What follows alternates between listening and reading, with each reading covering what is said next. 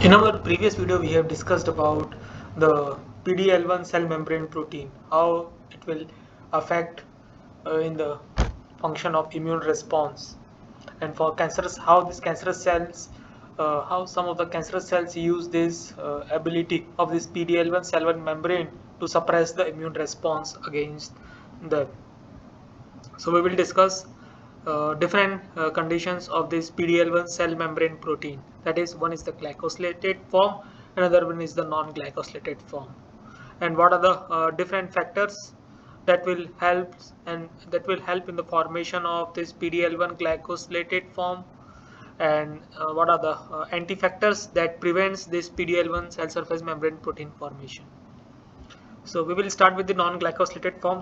So figure on the left hand side contains all the domain and the position where glycosylation can usually occurs. And since it is not glycosylated, here no glycosylation or carbohydrate structures are shown. And the non-glycosylated PD-L1 polypeptides has a molecular weight of around 33 kilodalton.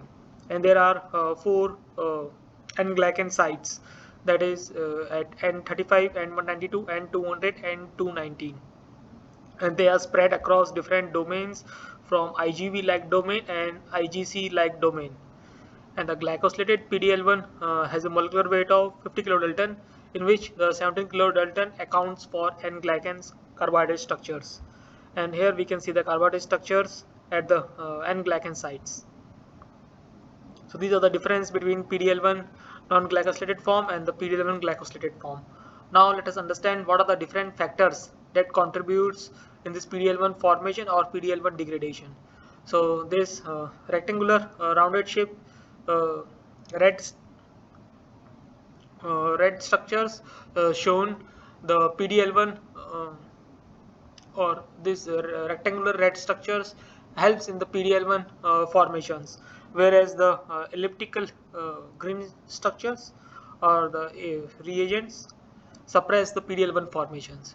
So this is the endoplasmic reticulum, and here the PD-L1, as we know that most of the post-translation modifications related proteins translate in the endoplasmic reticulum. So here the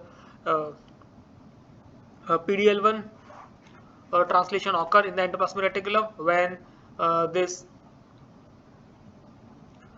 this signaling pathways got triggered, that is IL-6 and IL-6R got triggered. It will lead to the this JAK1 phosphorylation of the JAK1 pathway, and that will cause phosphorylation of this PD-L1, and thereby it will move into the Golgi apparatus, and where the further end-linked maturations, or we can say that further end-linked glycosylations continues in the ER Golgi apparatus, and from there it will move into its final destinations through this trans-Golgi network, which is not shown in this figure.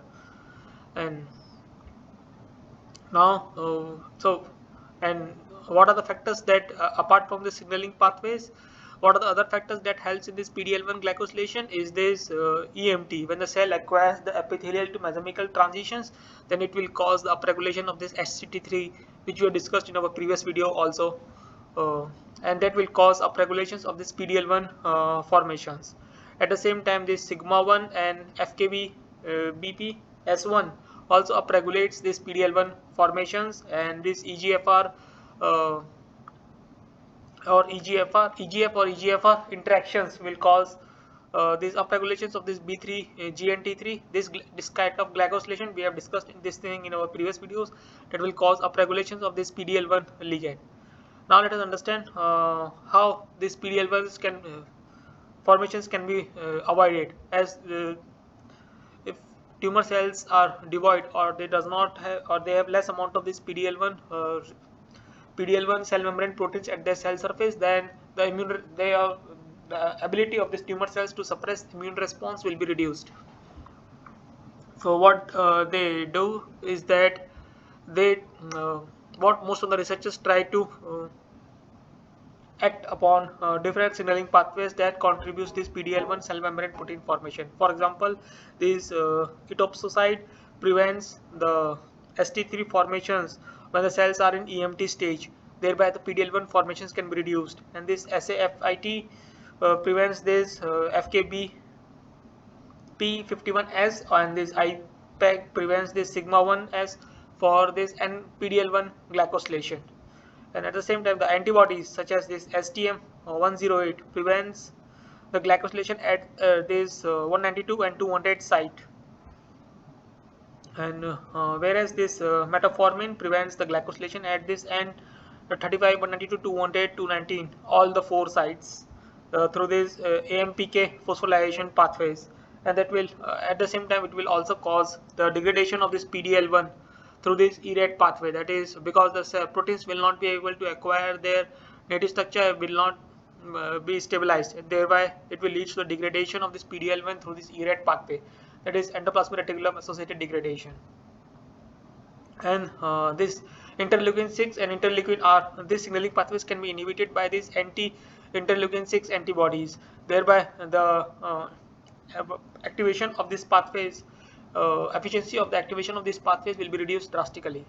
And this EGF and EGFR interactions can be inhibited, or these signaling pathways that is triggered because of EGF and EGFR can be inhibited using this